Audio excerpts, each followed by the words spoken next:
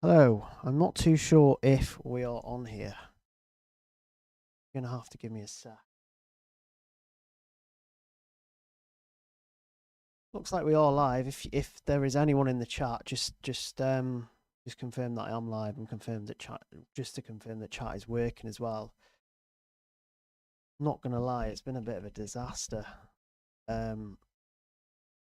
Getting set up and stuff. Obviously, we did the Club World Cup, didn't we?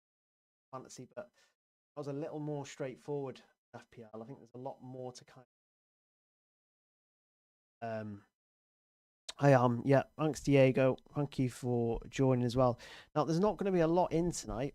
I know this because I am live streaming when a lot of the heavyweights are live streaming. I imagine most will be watching Harry, Raptor, Dan, and Andy.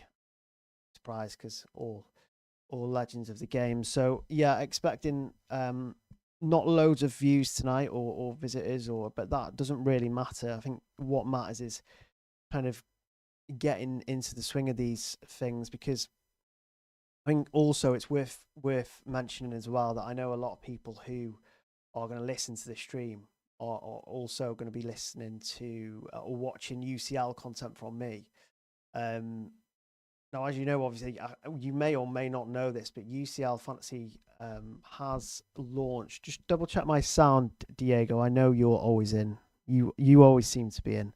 Can you just mention if the sound's okay at the moment? I'm not too sure if it is.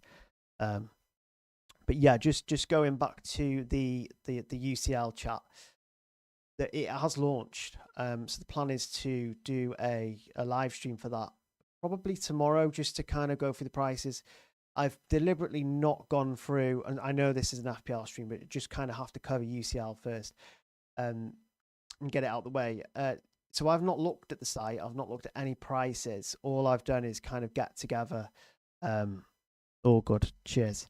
All I've done is get together a price, like kind of it's live piece over at FFC. That's all I've done in terms of, looking at the actual the game. So I have no idea. I've deliberately gone out of my way to avoid prices, avoid my UCL group chats, because I just want to go into it fresh, fresh-eyed. So I think what I'll do is I will do another live stream probably tomorrow, depending on what else is going on, just to kind of, go through the prices, go through every team. I think it'd be nice to kind of to cover that.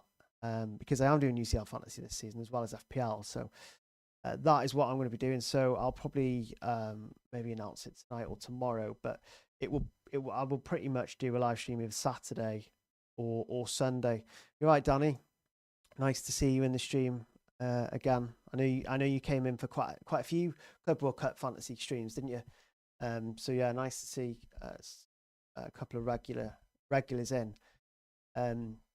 So yeah, again, I'm not expecting to have loads of people in today, which I've fully accepted. It's a busy time for streams and live streams, and again, the heavyweights are recording at the moment. But again, it's just to kind of get in the swing of things and get into the rhythm of stuff. And what better than a 2-hour live stream? I have done 2 hours before for the Club World Cup Fantasy, which I really enjoyed. Actually, it was a really good game to cover. And Chelsea won it as well, didn't they? So I mean, even better. Yeah. So just kind of going back to where we are. Again, I imagine Diego will be in the chat all the way through. So Diego, if you can just let me know if there are any issues, the sounds out, or anything else, that would be great. Yeah. So basically, it's time to look at teams, isn't it? I suppose. So how's my team up there? Yeah, so that is my current team at the moment. I've deliberately made no changes to this team because I knew I was coming on a live stream. And there are a couple of changes that I would like to make.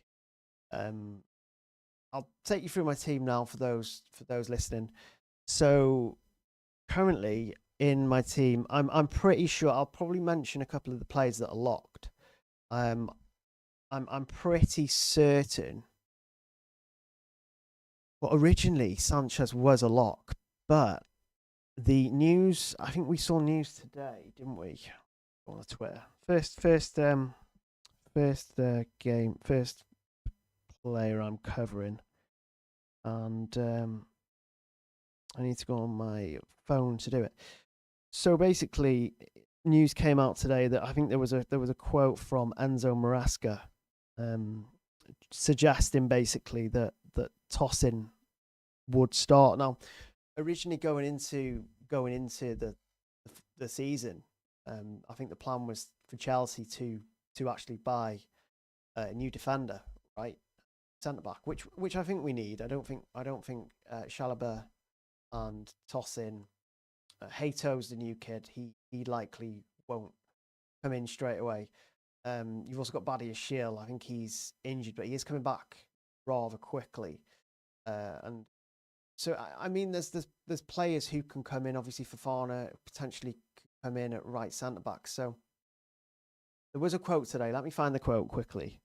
There are so many quotes. I usually use Fantasy Football Scout. It's pretty much the quickest. It is usually the quickest way to have a look for.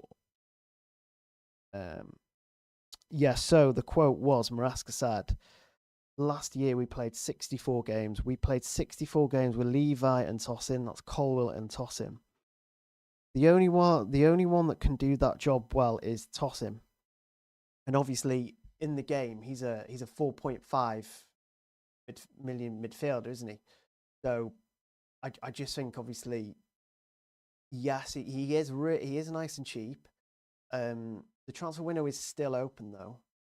I think if you're potentially looking at a bench boost and an early wild card, then I think Tosin would be a decent punt. But again, I don't think if you're going for long term, I don't really think you can go for him because I'm not quite sure how reliable Tosin is. I like Tosin. I think he's okay, but he's not. I don't really trust any of our defenders at centre backs. You know, I trust Cucurella. He seems to have found a bit of form. Reece James is obviously going to be managed this season, especially early doors. But then, you know, as soon as you get into the season, it's the games are coming quick and, you know, fast. So you have to be really careful. You don't really want to be booking in transfers, especially for 4.5 million defenders. So for me, I think Tosin is a good short-term option. And this is super relevant because I know a lot of people have seen those quotes today, and even some Chelsea fans saw those quotes and were like, right, I'm going to get Tosin in, but just don't think you can risk it long term, especially if you're looking to you know, play your chips later in the season. So for me, I don't know if many watching or in the chat or watched my recent team selection video. Plan is for me is to Hato, thoughts on him for FPL, but not for FPL. Yeah, I think Hato, he's a good young player for sure. I do really like him, Diego, but I don't know how much he's going to play. I think he's going to kind of slowly, you know, get into the swing of things. Yeah, definitely not an FPL option. He actually makes other players a worse option. Not necessarily going to challenge Cucurella for left back. Potentially in the easy games could even eat into Cucurella's minutes, but I wouldn't say from the get-go. Would take a little bit of time. Yeah, I really like Hato. Really like him.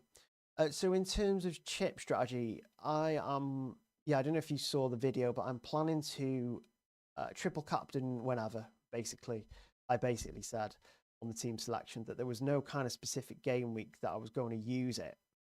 I think there's a few opportunities you can use it. I think game week 4, 14, 15 for Salah.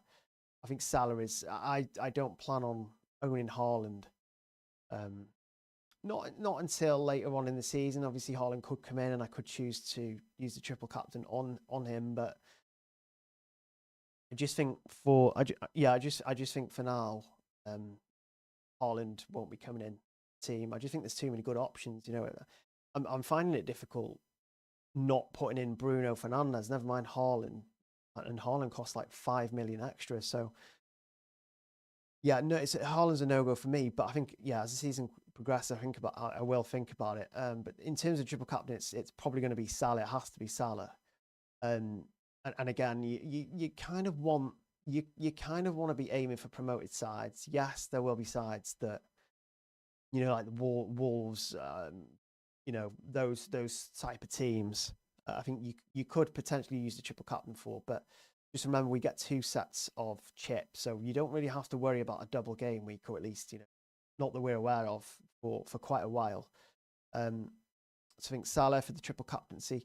Free hit. I've looked at game week 7 for the free hit because obviously, as you can see by my team, I'm heavily invested in Liverpool and Chelsea. And I'm likely going to have a triple up from both Liverpool and Chelsea. So I will have 6 players going into that game. And I think it's really awkward for Nottingham Forest as well, because Nottingham Forest actually play Newcastle. So it's not ideal. Murillo, Rodgers, Reinders, Wirtz, Williams. Am I picking one of those? It's English or... Oh, it's all, okay. Murillo, Rodgers, like Murillo, like Rodgers, like Reinders, Williams, Dewsbury Hall, Saka. I definitely think the first one. I think with Murillo, Rodgers, Reinders and Wirtz, I do feel like that's slightly stronger than Williams, Kudus. I'm not too sure how much of a role Kudus is going to have. Dewsbury Hall, we're not too sure what role he's going to have, if he's going to be nailed, and Saka, not keen on his early fixtures. We don't know if he's going to get pans. So I think left. No Bruno at the moment, Darwin, because I really want him though. I've been kind of debating whether to go between. Bruno could well come in during this live stream. I know, like we have like 2 hours. Well, below 2 hours till. Is it below 2 hours? 5:45, 5:45. Yeah. Short of 2 hours to decide, but Bruno is potentially a move in during this live stream. I think I'm not fully set on Wirtz. Now Rodgers is fit, so originally Rodgers was a potential move out, because of obviously the injury, you know, potential injury, the potential might not start. So yeah, Sanchez, Dubravka, Gabriel. What is the question now? There's loads of, am I picking between these? Or is that your team? Or is that your team? Okay. Yeah, that's your team. Is there a question for me there, Marcus? Not just Dubravka. I've got both of them. Gabriel. This next season I'm going to pass my app. Yeah. Sure. So just on chip strategy. So the game week free hit in game week 7, I think looks quite good for my team. There's also a lot of teams to target in that week. I think, let me just have a look. Pretty sure there's quite a lot of teams to target in game week 7. I think if you look at game week 7, as well as obviously, I've finally set my FPL app to dark mode. It looks really cool. Yeah, so game week 7 is, I don't like that is. Yeah, game week 7, Arsenal have really good fixtures. Obviously, Arsenal come off Man City, Newcastle, and into a home match against West Ham. So if I don't have Arsenal coverage, which I don't at the moment, that could change, might not, then I could jump on them. You also have Aston Villa. Now, I don't know how heavily invested in Aston Villa I am going to be at that point. Probably still going to be tripled up. Who else has got good fixtures? Bournemouth have got Fulham at home. Brighton have got Wolves away. We don't know how tricky that will be. But then you go down to Man United, who have Sunderland, and I think that's a home game you will really, really want Man United players in. I know they were poor last season, but you know the attackers, the Cunha, Bumo, Sasko now as well. I just think at home, you know, that's a good time for the free hit. But also, I think also Spurs. I think Spurs have a decent. Does Spurs have Leeds away? Spurs have Leeds away in game week 7, so I think that's. I think I'm probably going to want to look at. Spurs have. Yeah. Spurs have Leeds away, so I'm probably going to want to look at jumping on Leeds players as well, because after that, Tottenham have a couple of Tottenham players. Sorry, because after that, after the Leeds game, Tottenham have Villa at home. Could be all right. Everton away. Chelsea at home. So I kind of look at these. I think they're quite tricky fixtures. So yeah, game week 7 looks like a really good one. No one can have the same player. Buy them. Right, okay. It sounds similar to Mars's La Liga fantasy game. Is it similar to that? I'm not too sure if you've played that, Diego. So in terms of chip strategy, it will be game week free hit, game week 7 free hit, and then I will probably look to wildcard in game week 13 because I think there's quite a big fixture around that point. It's important that you know the context of my chip strategy before we go into my team. So I think knowing someone's chip strategy before looking at it is really important, isn't it? So this is just why I'm going through my chip strategy first. So free hit is pretty much 4, 14 or 15 whenever. Free hit is game week 7. Wildcard, I'm probably going to look at game week 13 because it's the largest, pretty much one of the significant fixture swings, isn't it? You know, like, well, I think Liverpool, City, those kind of players get good fixtures. I know there's a couple, Newcastle maybe. But also, I won't be bench boosting early. There's definitely an argument in bench boosting early. Get it out of the way. It is the worst chip. I don't really like it. It's never been massively successful for me. But it is a chip, and it's 4 players potentially that you're going to get points for. So I think I still think you maximize it as much as you can. And a lot of people are going to probably laugh at that and think can't maximize bench boost because it never works out. But I mean, you know, this is historically it's not worked, but you know, going forward it could. So I think I'm going to look to bench boost around game week 15. A lot of the big teams have good opposition. I think I mentioned City, Liverpool, jumping on them, and then you know for those saying, well, yeah, but they're expensive assets. But Brighton and I think the likes of Brighton and Crystal Palace have decent fixtures as well. So I think United do as well. I mean, United got a good fixture in.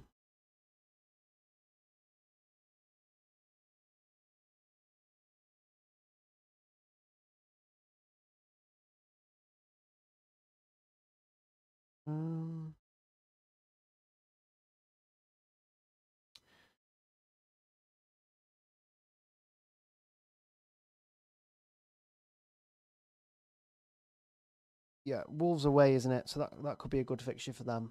And then I imagine that what are the fixtures after that? Because I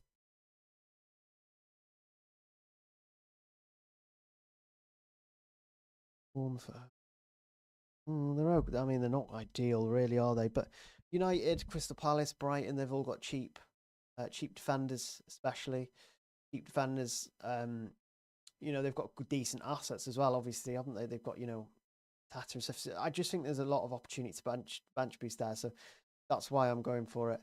For some reason, the tax is coming out of that tax box there, that box, which is quite annoying. But I don't want to spend too much time fiddling around with chat. I've already for quite a while. So is that readable, Diego, or the people in the chat? Is that put up withable, basically? But I'm gonna have to try. Probably do something about it. But yeah, so let's just go through my current team.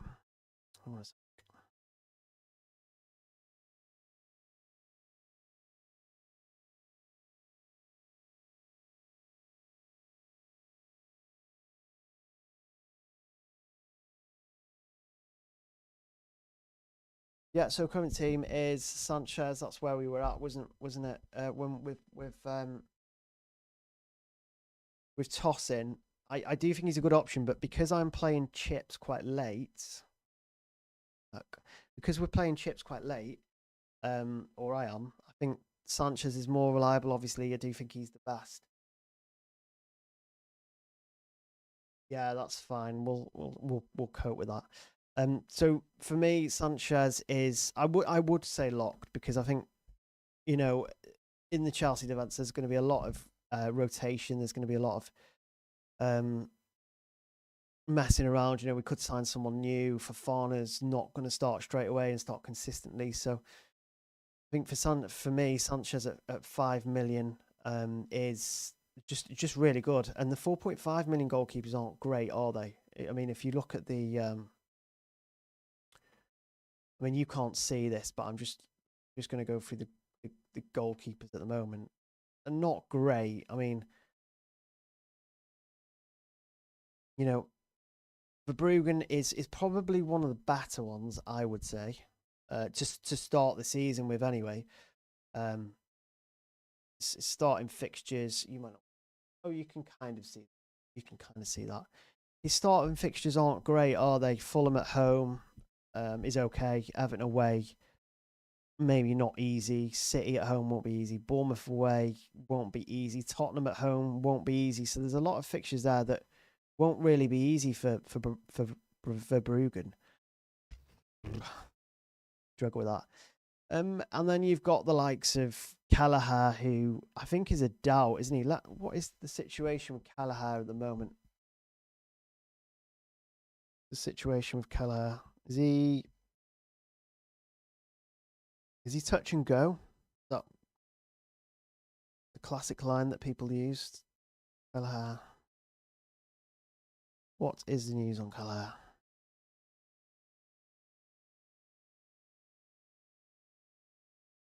Hope if I spell it.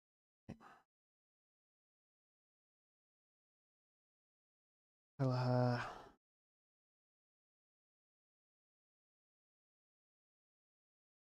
Kelleher is back on the grass. Whether he will be absolutely ready, we'll see. You can't pick him. You can't really pick Kelleher. Yeah, you can't pick Kelleher because he's not an ideal starter really, because you don't know if he's going to start. And then again, you guys can't see this list, but the 4.5s just are not good at all. So yeah, I just think that I also like Sal's. The only issue with Sal's is obviously that the Nottingham Forest defenders are so good when it comes to DEFCONs, aren't they? Which is defensive contribution points. The introduction of them this season, so you get 2 points if a defender hits 10. That 10 is obviously, hi mate, how are you? Penguin football. How's it going, buddy? So yeah, the defensive contributions is basically tackles, blocks, interceptions, and clearances. CBIT. CBITs? CBITs. You can call it CBITs, but DEFCONs is much easier. So you get 2 points if your defender hits that. Those new to FPL, you get an extra 2 points if your defender hits 10 of those CBITs. Clearances, blocks, interceptions, tackles. I think a lot of people are looking at. So the game has completely changed in terms of FPL now. People are suggesting there's not really a massive change, but when you look at the likes of Tarkowski, who could have earned an additional 40 points last season, those kind of numbers, obviously, a lot of defenders are doing that. There is a handful of people that are doing that. I think you kind of have to look at, DEFCONs a little bit more. The centre backs are becoming much more appealing than they were last season. So for me, you have to consider DEFCONs really. I don't think you kind of have to think about them for midfielders and forwards. Obviously, there are players players that it affects considerably in terms of like Bruno Fernandes. He's a really good player. I don't mind Rice. I I would prefer. I think the fixtures put me off. Obviously, he can reach DAFCON. Well, we say that he can reach DAFCON, but we saw that that Rice I think was hitting DAFCON points in the weaker fixtures as well. So I mean, Rice. He's a solid option, isn't he? Kind of reminds me a little bit of Elliot Anderson of Nottingham Forest, but a much better version. Obviously, he got a higher threat from goals and set pieces. Obviously, takes free kicks as well. Really good direct free kick taker. I really like João Pedro as a Chelsea fan. So I'm quite biased. I really like João Pedro. I think Liam Delap is a good player and could potentially eat in João Pedro's minutes, but I don't see Delap starting a lot of games. To be honest, I don't really see him starting that many games. But I could be wrong. But I really, really like João Pedro. I think someone put a stat on Twitter today saying is the amount of touches he's had in the box in to ratio to goals is not sustainable. But I don't really look at that, because if you look at the teams that João Pedro has faced in doing so, PSG, Leverkusen, Palmeiras, these who aren't bad. They proved to be good during the Club World Cup. So, and if you look at João Pedro's fixtures, see, look at some of these fixtures. Obviously, the Liverpool fixtures are okay, and I think the main kind of standout for the Liverpool fixtures, obviously Salah. But I really like those fixtures. I don't really see that. I can only see half of it, but Crystal Palace, West Ham, Fulham. I just think they're really good fixtures. I think there's definitely it's definitely viable that you can go from João Pedro to a different striker. I actually think you really need coverage in that 7.5 bracket for strikers. So let me just take a look at all of the 7.5 strikers that you can get. Again, I understand that you can't really see this left side of my screen. I'm just going to read them out. So in terms of the 7.5 strikers, you basically, I think having a price point covered is really important, because it just gives you flexibility to move to, switch to the same price point. So if you look at some of the price points for the strikers, you've got Chris Wood at 7.5, same as João Pedro. You've got Wissa, who could potentially go to Newcastle and lead the front line at 7.5. You've also got Jean-Philippe Matata at 7.5, who could be an amazing option this season. He's been great for me the past couple of seasons, actually. Some massive hauls. But it doesn't end there. You've also got Solanke, who I think we can start the season. I think, would it be safe to start the season with Solanke? How many minutes did he get?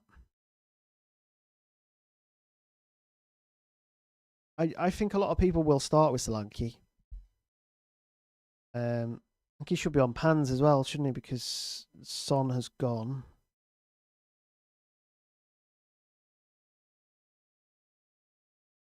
Yeah, I think that Solanke's going to start that game.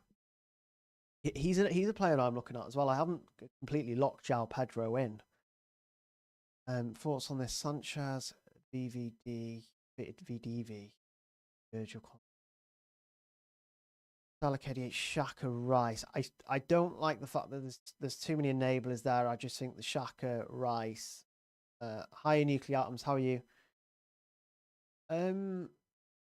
Yeah, I think you've got too much money in other places. KDH, we're not too sure how he's going to play out at Fulham. I know Everton fans have their opinions, but you just don't know for sure, right? Xhaka is similar. What sort of role is Xhaka going to play? I feel like all those players are quite similar. KDH, Xhaka, Rice, Pedro.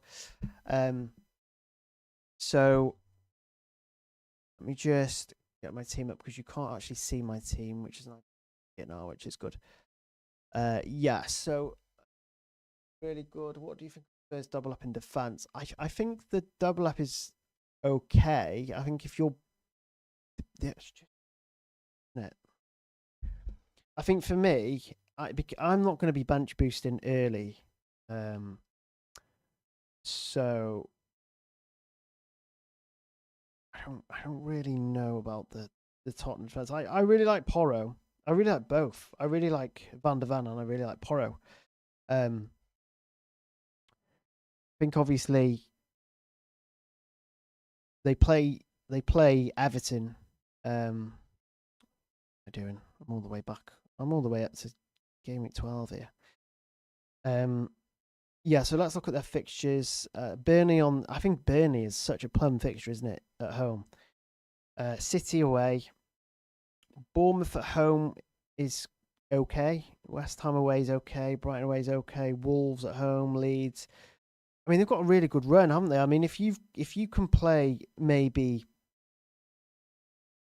a Stav, if you can play a Stav in game week 2 when he plays, I'm pretty sure Burnley plays Sunderland in game week 2. I think a double up on Tottenham defence is okay as long as you've got the players to bring in. I don't think it's ideal having a double up with City there, right? It's in game week 2 and it's away from home as well. If it was at home, I don't know. Maybe I'd play Porro. I don't know, but I just wouldn't be playing him for matches away. I mean, we don't know, right? We don't know how Thomas Frank is going to be. Is JSL worth having over Mock, Gahey, and 6 minute defender?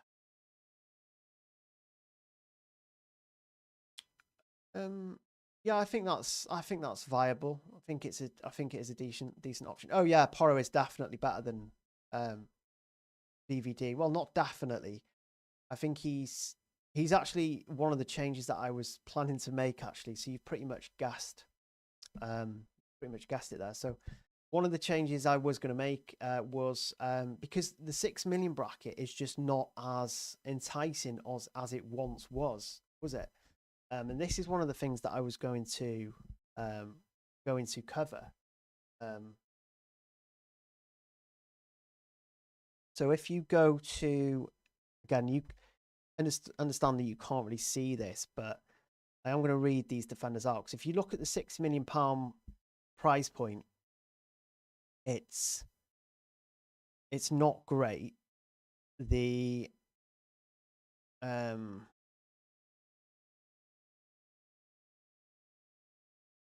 it's not great. So you've obviously got Gabriel and Saliba, who are always solid options, aren't they?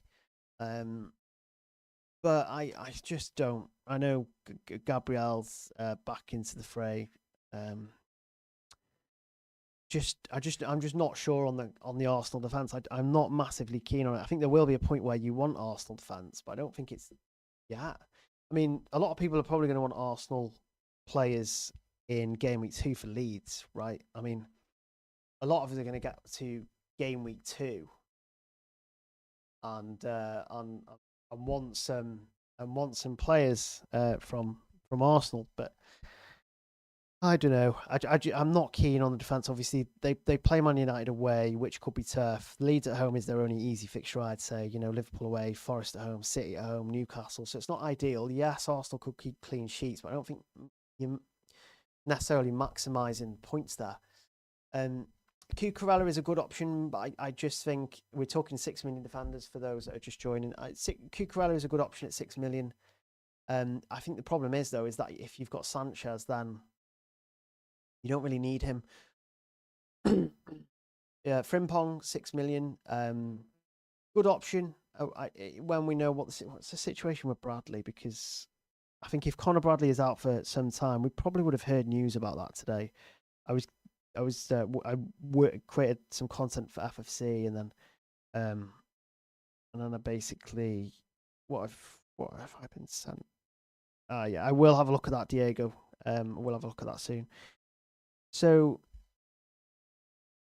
I forgot where I was now. Where was I? That's it, Conor Bradley. Because if obviously Conor Bradley is out for some time, unless someone in the chat has got Conor Bradley news. This was nuclear atoms. This was one of my strategies actually. It was to downgrade Virgil Oro, and then use the 5 to either upgrade Wirtz to Bruno if I wanted to make that move, because I'm still kind of debating between Wirtz and Bruno, or kind of bump up Neco Williams to Murillo or Milinkovic. Right, Conor Bradley. We need to know what's going on with Conor Bradley. It's not been stated what type of injury Conor is suffering. However, he is yet to be pictured in any of the training photos. Apologies for that. Yeah, I'm not seeing much on Bradley. And I just, no one asked about Conor Bradley. Yeah, it was the no one asked about Conor Bradley's injury, did they? He's not been pictured in training. Not been pictured with a group.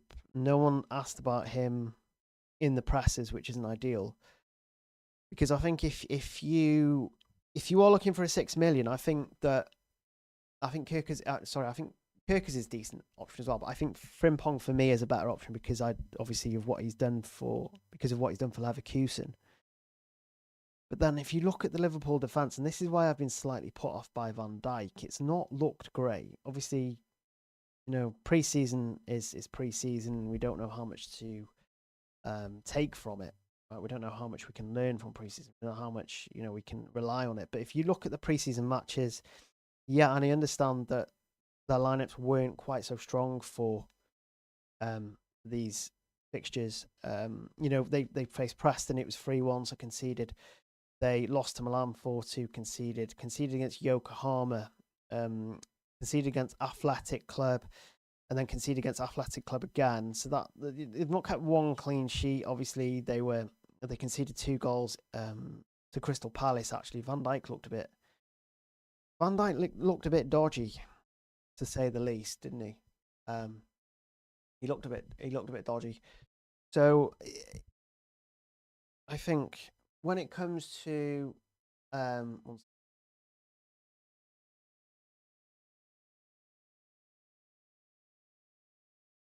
when it comes to the Liverpool defense, it's not been great, and it's slightly put me off Van Dijk.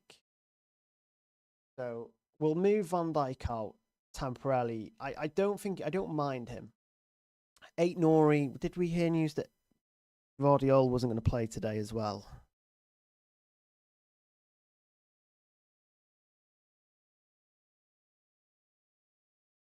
Did we get news about Guardiola? We definitely did.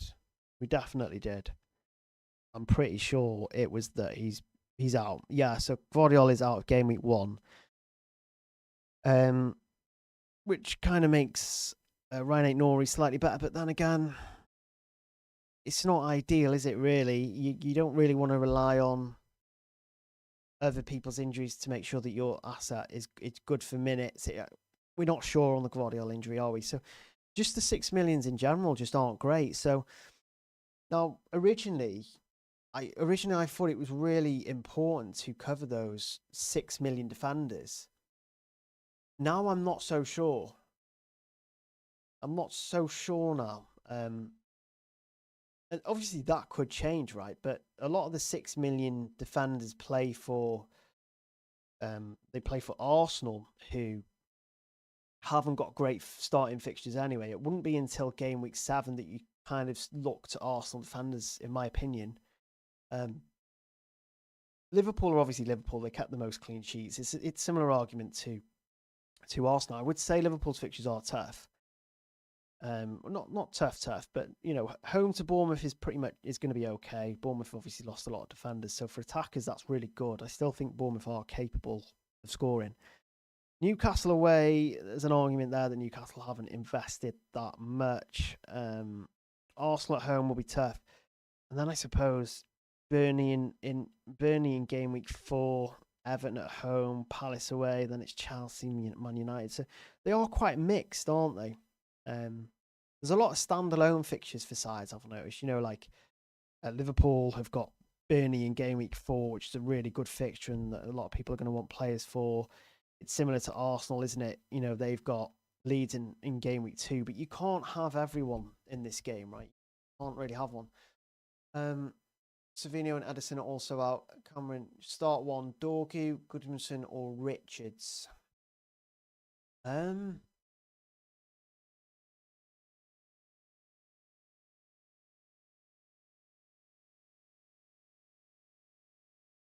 wouldn't start any of them. Sorry, Karim. There's got to be a way you can get a different under there. Maybe they lose Dorgu because he's not bad. No, they're not bad assets, are they? But I think United at home. United at home, maybe Dorgu. Not an ideal fixture though, is it? So back to covering the 6 million defenders, or the lack of convincing ones. I just don't think that covering the 6 million defenders is as important as what it used to be. And I haven't got any 5.5 million defenders. I want a few of them. So, I mean, if we look at the 5.5 million defenders, the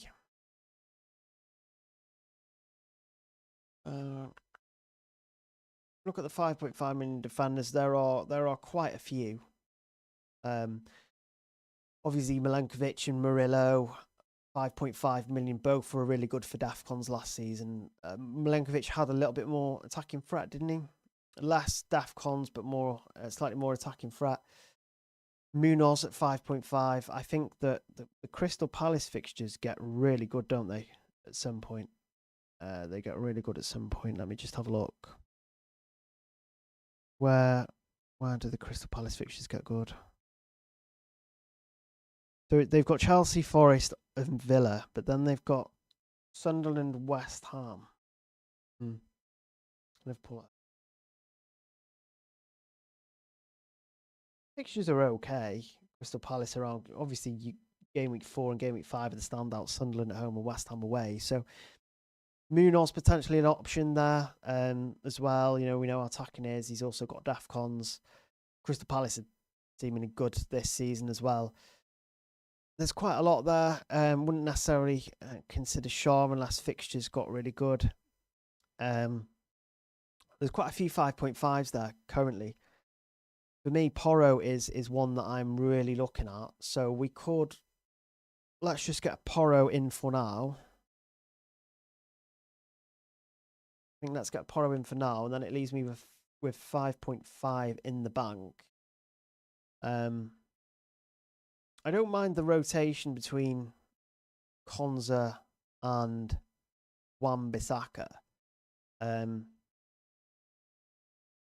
do wonder though. Because I'm not completely sure on Wan-Bissaka. Konza's solid. I think yes, he's probably boring. 4.5, but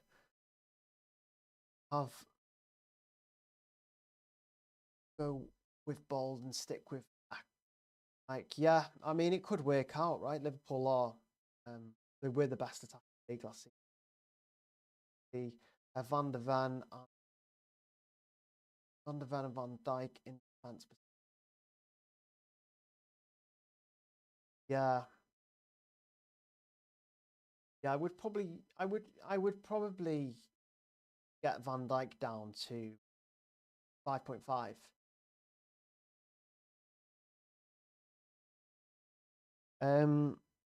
There are so many as well. We just went through them, didn't we? And Nottingham Forest, they've got quite good fixtures. You know, Brentford at home, Crystal Palace away, and then they've got West Ham away. So there's 3 fixtures that they could potentially keep clean sheets in. But then they've got Arsenal, but after that, they then have Burnley and Sunderland. So I think I would say you have to have at least one Nottingham Forest defender. I would get a Nottingham Forest defender. So you could even get Van Dijk down to Nico Williams and then have $1 million spare. Because I actually think Nico Williams could outscore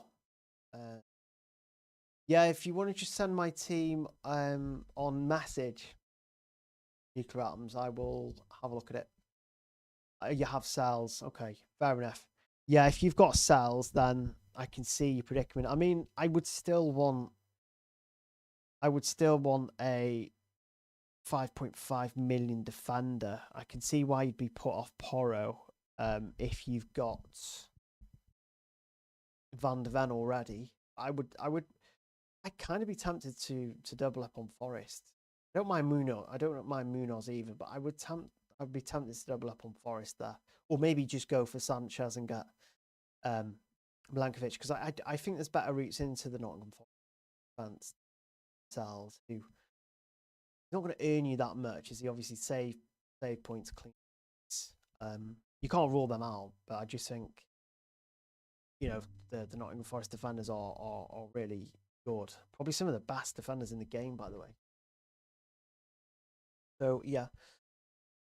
So the rest of my team, again, you know, I will kind of maybe potentially look at. I do like Konza. I think that Konza's fixtures are. I think Aston Villa are going to keep more clean sheets this season. I didn't think they did too well clean sheets last season, did they? You just go over to. I'm going to go over to Fantasy Football Scout. This, what is your? This is the scout map. Let me know. I am going to be switching screens quite often. So if anything is out, as in the sound or camera or anything like that, please let me know in the chat. But yeah, if you look at DEFCONs for last season, you can see that here. It's got a lot of great stats. Fantasy Football Scout members. I use it pretty much daily for obviously creating content and other stuff. Yeah, these were some of the top defenders last season. You can see the top few there. So I probably there. You've got 1, 2, 3, 4, 5, 6, 7, 8. Obviously, Howson's gone to Real Madrid. Bednarek is no longer in the league. I just think, yeah, if you look at that, Murillo was top with 378. That means he's going to massively benefit from DEFCONs. Tarkowski is 356. So I just think, you know, these type of players. Collins I would probably avoid this season because I think the defense is going to be, I think they're going to be worse this season, Brentford. And Bumo did a lot, you know, in terms of holding up the ball, stopping them, stopping attacks and stuff like that. O'Shea obviously no longer there. Lacroix obviously a fairly decent option at Crystal Palace as well. Van Dijk you can probably see at the bottom of that list there. That doesn't make him a bad option just because he's bottom of that list. These are the top defenders for contributions. It was more so the fixture ticker that I was looking to get up here. So this would be for game week. Would be from game week 1 to game week 10. From here to game week 10, but you could probably get rid of a few of these. You don't really need to look that long term. Game week 6, when you start collecting your free transfers. I really like looking at fixtures. It helps, you know, ordering them easiest to best and stuff like that. So I would definitely keep this in mind. There we go. Definitely keep the fixture ticker in mind. How is your view of that? Good. Must find it solve the problem. Dilemma.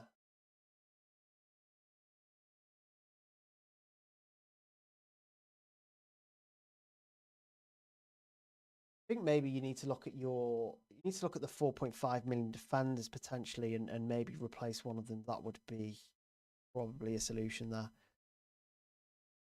Yeah, so again, thank you for those in the chat. Obviously, that I don't expect loads and loads of people in the chat or viewers this week necessarily, because I know a lot of people, or any week in fact, because a lot of the big people are a lot of people. Thanks, Yuda. Good luck. Good luck to your season 2. So I just think, you know, again, you know, I'm not expecting loads of people coming in. I'm not expecting loads to happen straight away. I really appreciate those who are actually in at the moment.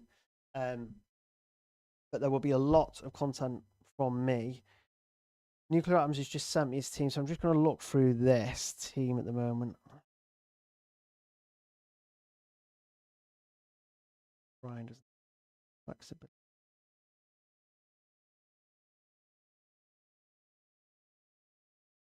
No. I do like Bruno. I do really like Bruno. I'm not going to lie. Yeah, I think that's quite a good idea. I don't mind that.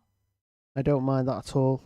Nuclear Atoms. It's not a terrible idea. It's pretty decent, to be fair. So, looks really good. So, going back to the fixture ticker, we can see that, again, this is team dependent, I would say, isn't it?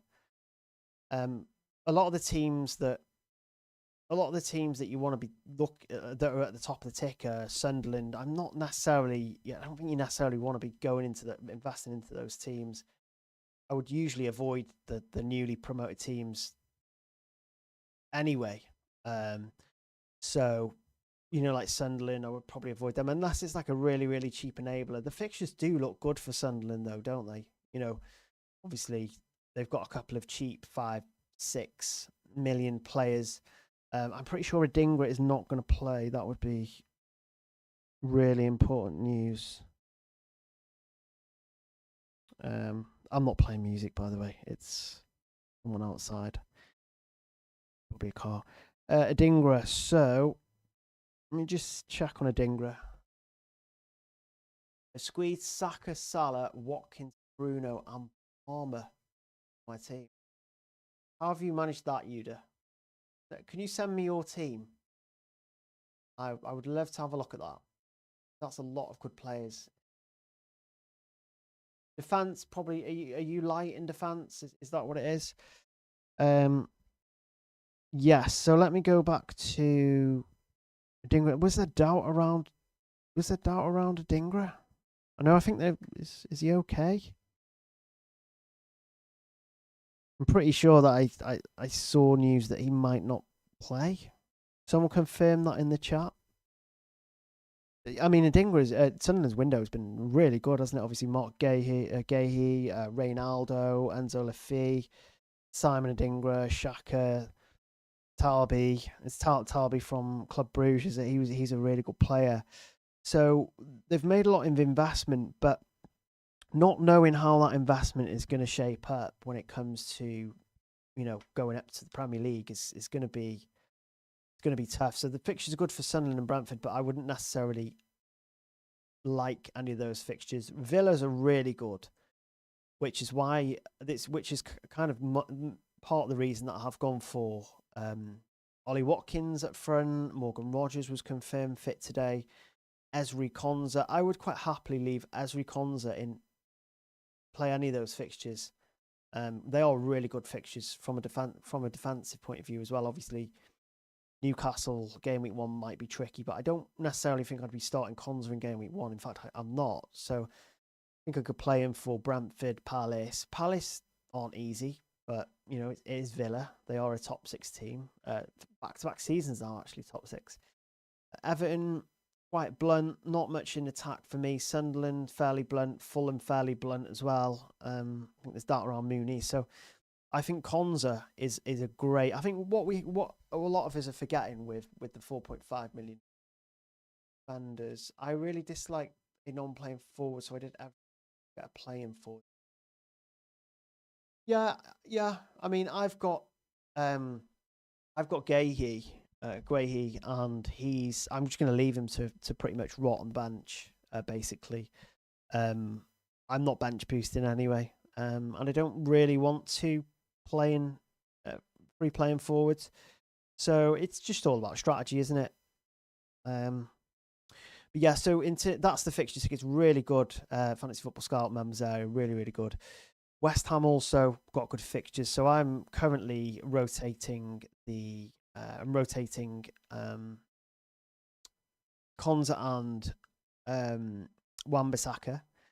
Wan-Bissaka, I am slightly on the edge with, because yes, he can get advanced, but West Ham were one of the worst defences in the league last season for a lot of the underlying defensive data, you know, like shots conceded, shots in the box conceded, big chances conceded. So, but yeah, if you look at that rotation there, you can't really see it because that big black box.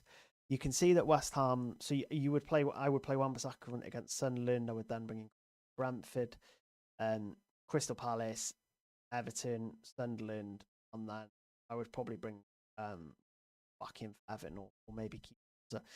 In fact, there's an argument that I don't even really need Wan-Bissaka there, because I'm not going to play him in 2. I'm probably not going to play him in 3. He has good fixtures in 5 and 6, though. He has good fixtures in 1, 5, and 6, so 3. Maybe there's a bit of doubt there with Wan-Bissaka. Maybe.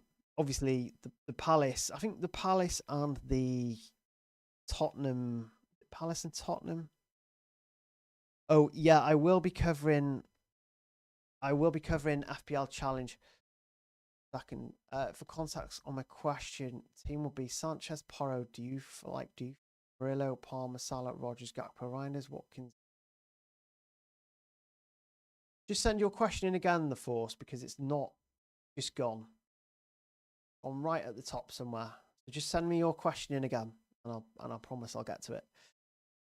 I promise I'll get to it. So yeah, we only have an hour to go.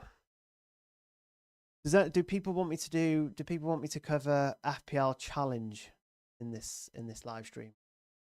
I love FPL Challenge. Massive fan of FPL Challenge. Did all right in it last season. I think everyone's going to do all right though, aren't they? As long as they stick to it. See if I've put DMs off, guys. No DMs. I think I have.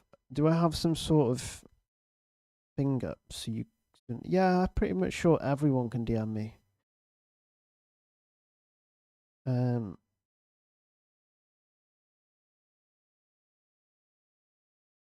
second.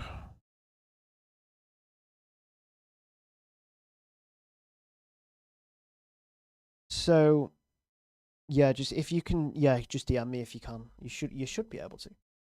But if you go down, this fixture ticket obviously shows, you know, who has the good fixtures, but it also shows who has the bad fixtures. And Crystal Palace all right down there. Now, they were really good against Liverpool in the Community Shield. They've been quite good in pre-season as well.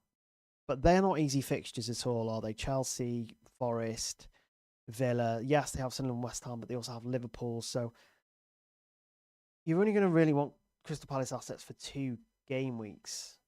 I mean, there's an argument that you could play them in Forest and Villa as well, but it's just not ideal, is it? So yeah, there's a few. Tottenham are right up there as well. Burnley. If you took out Manchester City from game week 2, and I think that Tottenham assets would be some of that most owned in the game. Do you think Ouattara plays today? No, I think it might be a little bit too soon for him.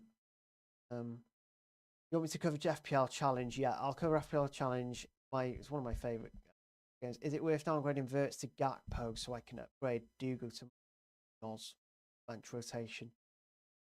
I think that's a good move. I think Gakpo is a good option, actually. He had a good How many? Oh.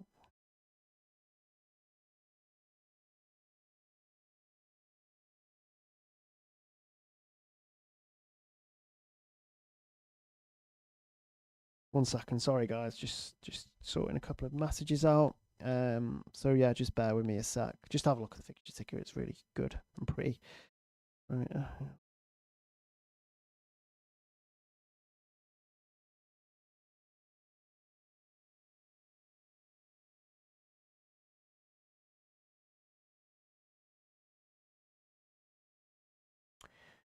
Um.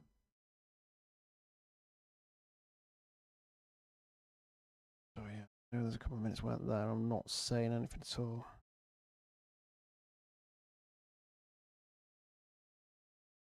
This just happens. Got a lot. I don't get loads of messages. Just a lot. There's a lot of chat. I get tagged in a lot of like kind of last minute stuff on, and you probably saw that if you're watching. You probably saw that in the Club World Cup as well. Probably quite normal.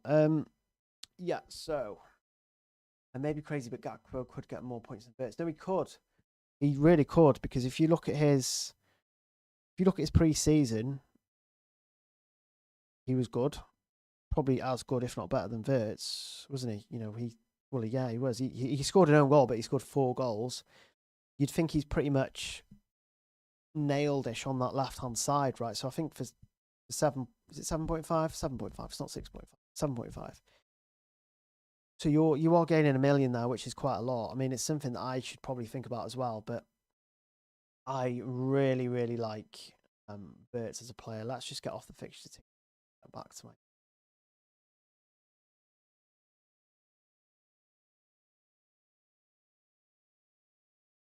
There we go. Triple up on Palmer, Haaland, and Salah.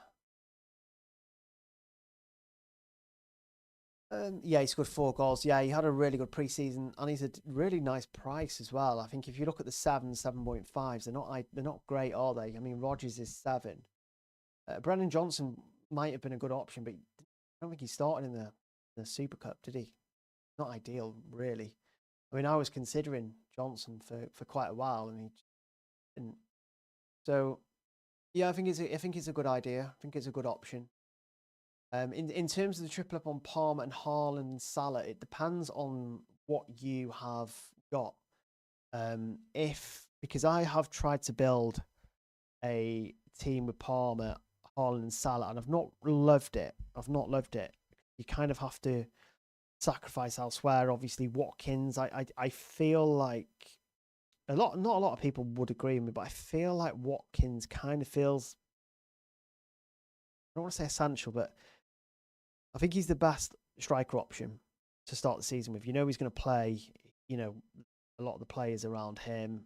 Rodgers is back, feeding him as well now, and the kind of the relationship between Rodgers and Watkins is so good and so important. If Rodgers was out, obviously that would weaken Watkins' appeal slightly. A lot of Villa fans that think that Watkins is also on penalties as well. So no Liverpool defender. It's funny actually you should say that, because earlier on the stream I did have Van Dijk. It's just their defense overall during preseason hasn't looked great, but it's not just that though. Yes, we can take preseason with a result. It's also just the fact that the 5.5s are really, really good. I need to cover that price point. So I think having Porro there, because there is definitely an argument to. I'll just keep it on this screen, but when I have a look at the fixture team, should still see my team though. There is an argument to swap from a Tottenham defender to a Crystal Palace defender in Gameweek 4. The Tottenham face West Ham, Brighton. Maybe the argument's not so strong actually, because Tottenham still have. I mean, looking at this, I think we might potentially need to cover 2. We may need 2 5 point. Not need. I think need's a strong word. I think we could potentially. It's definitely viable to own 2 5.5 million defenders. I'll probably look at that during this. Yeah. So in terms of my own team, Pedro Porro is in place now. I'm pretty happy with that. If I go to, and there was another couple of changes I was looking at making. Now, Bruno is at the back of my mind.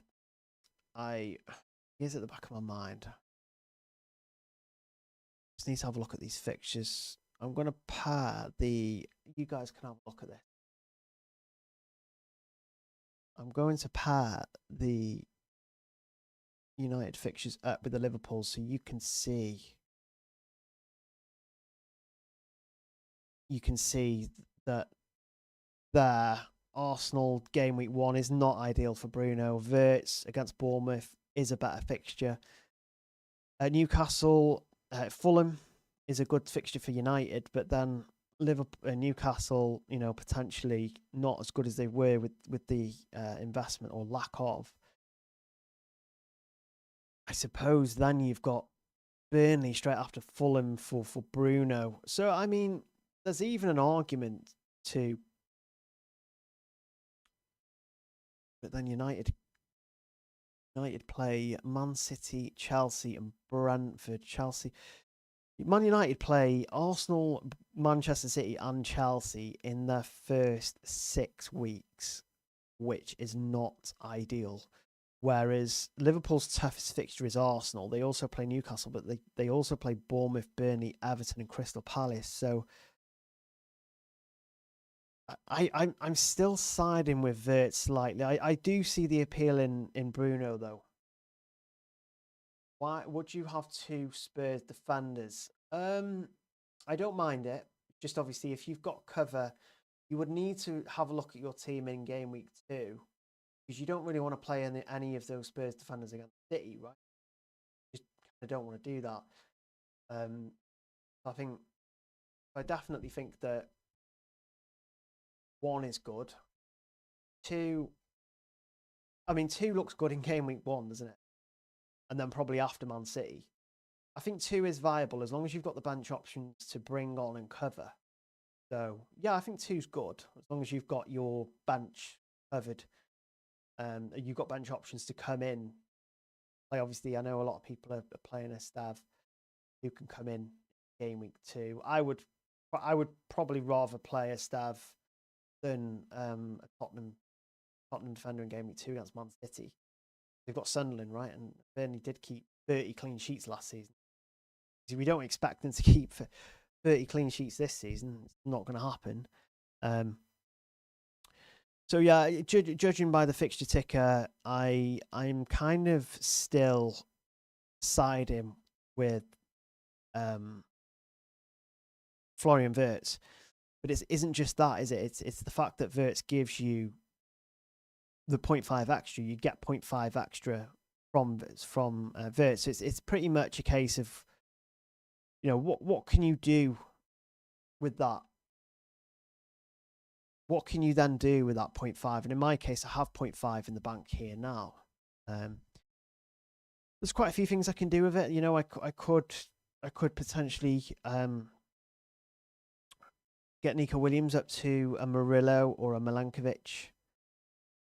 I could get Anderson up. Could get Anderson up to. I'm kind of only tempted by Reinders for Anderson. Really tempted by Reinders for instead of Anderson. Let's just see how comfortable I feel with Reinders in. For Anderson.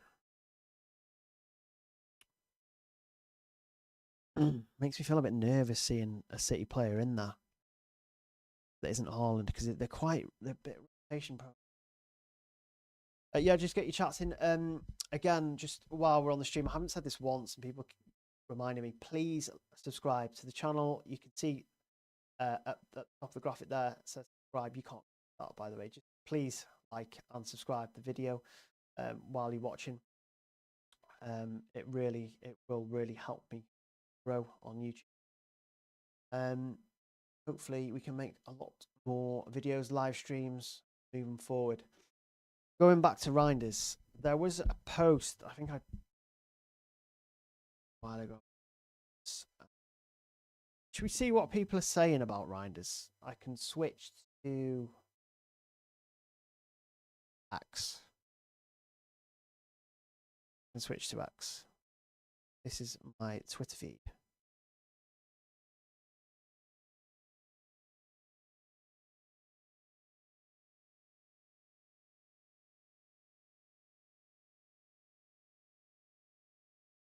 Yeah. What are people saying about Reiner's mode? Let's go on latest.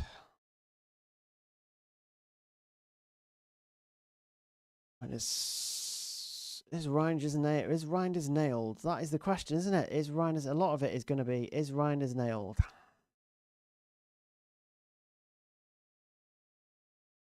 Well, would probably lean towards, this is Architect, I would lean towards Rogers Reinders, but I have no issue with Gakpo KDH. Yeah, if it's out of Reinders and KDH, I feel better about Reinders. I don't even know if KDH is going to play it often. Obviously he will, but it's just minutes wise. What if FPL managers? What if Reinders is not in starting 11? Final. I don't particularly like any of the 5.5 options, to be honest. Architect is talking a lot about Reinders. Talking a lot about Reinders there. Yeah, so it's a lot of the chat is basically people talking about Reinders, isn't it? Pretty much. See what people have been discussing lately, because I imagine a lot of people will be. Thiago's in training. Oh, Focal has gone for Reinders. That makes me feel slightly better about Reinders. I feel slightly better about Reinders there. Tom Hadley has gone for Anderson. It's a bit shaky, this screen, isn't it? Let's not scroll. Let's. Tom Hadley has gone for Anderson.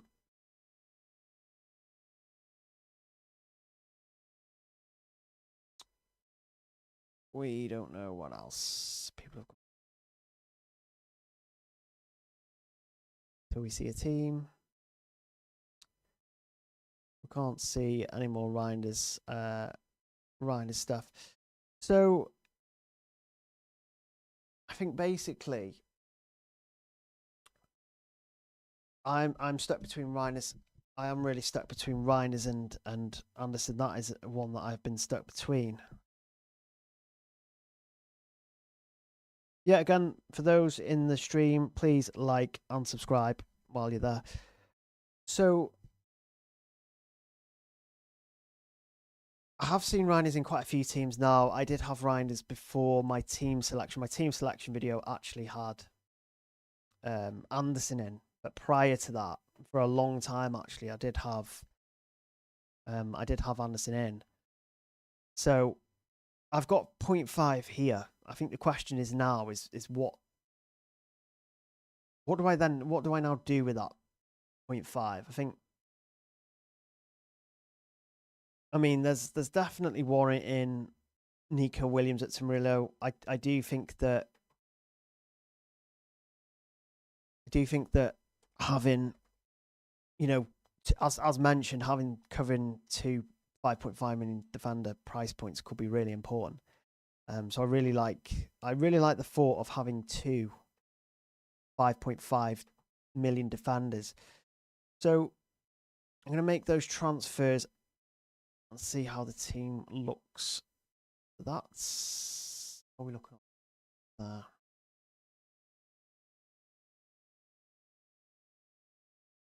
Let's change this bench order up a little bit.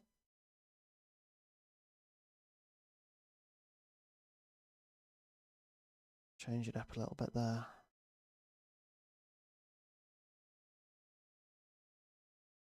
Stav can probably go ahead of Gahey as well, Carney, while we're there, because Gahey's not going to play. And Stav will probably get DAFCONs potentially. Yeah, again, get your questions in the chat for those who are still watching. Probably had a lot more during the Club World Cup, but that's expected. So this is my team so far. I'm kind of on the fence with Wan-Bissaka. I am slightly on the fence with Wan-Bissaka. But then I can bring Konza in, can't I? Bring Konza in as soon as, you know, as soon as he has a tough fixture. Let's just have a look at other 4.5, whatever 4.5 million defenders should I consider instead of Wan-Bissaka? Because I think looking at the fixtures, I could probably play Ezri Konza every week, right? We just head over back to Fantasy Football Scout fixture ticker here. What other defenders? I know people are looking at double Tottenham defence potentially. Chelsea have got covered. Man City won't touch Leeds. Everton is more for less so for 4.5s. De Kuiper. Do we fancy De Kuiper? Does he rotate well with my defence? Does he have a good fixture in? When do Forest have a tough fixture? Forest have a tough fixture in 4. And De Kuiper plays Bournemouth in game week 4. I wouldn't play De Kuiper much, would I? Plays City, Bournemouth, Tottenham, and Chelsea. I don't know why Tottenham's a green fixture for Brighton. Probably because of last season, isn't it? It's my team, but I have De Kuiper, not Bissaka. Yeah, I have had a look. Just looking at De Kuiper now, actually, he's obviously really advanced, isn't he? And he scored in pre-season. The 4.5s aren't really convincing, are they? They're not really convincing. And it's that 4 fixture there. So when Nottingham Forest have Arsenal, Tottenham have West Ham, which is good. West Ham will have Tottenham, which is not good for Wan-Bissaka. So potentially someone with a good fixture in game week 1 and 4, which is probably De Kuiper, isn't it? Someone with a good fixture in 1 and 4 is pretty much De Kuiper. I think De Kuiper could be a fairly good option. Man United have Arsenal game week 1, so that's not ideal. Who else has good fixtures in 1 and 4? Let's not cover Sunderland, Brentford. Don't really want to touch. I think the debate could potentially be between De Kuiper and Wan-Bissaka, because I don't really want to play my Nottingham Forest defender against Arsenal in game week 4. Although they could get DEFCONs, so with DEFCONs and a 2 point, that's 4 points. It's not far off. I think it's a really tough one. I don't think it's an easy decision. I don't think it's an easy decision at all there. Hi, CK. Kelleher, Tosin, Rogers, or Sanchez, Richards, and DI. I think Kelleher is touch and go, so I don't think I would own Kelleher. Tosin, I'm not too sure how many minutes he will get. So I'd probably go for Sanchez, Richards, and NDI on that one. Yeah, I think I would go for, unless you're wildcarding early. I think if you're saying that, I think Kelleher's touch and go. I'm not too sure Kelleher's even going to start the first round. If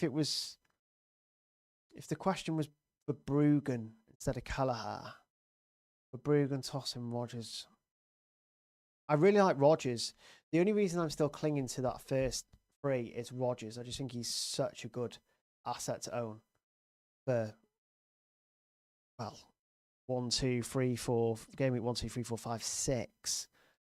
I think right in his minute, he's a minutes man as well, isn't he? I really, really like Rogers. Maybe there's a way that you can get Rogers in to that list at the bottom. Maybe there's a world that you go for Verbruggen as your goalkeeper.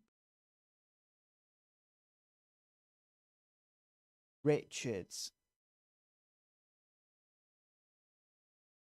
Verbruggen, your goalkeeper. Richards, and then Rodgers. Maybe that's better, potentially. So how long have we got till the deadline? We've only got 35 minutes now. So again, I really appreciate those who have joined the stream.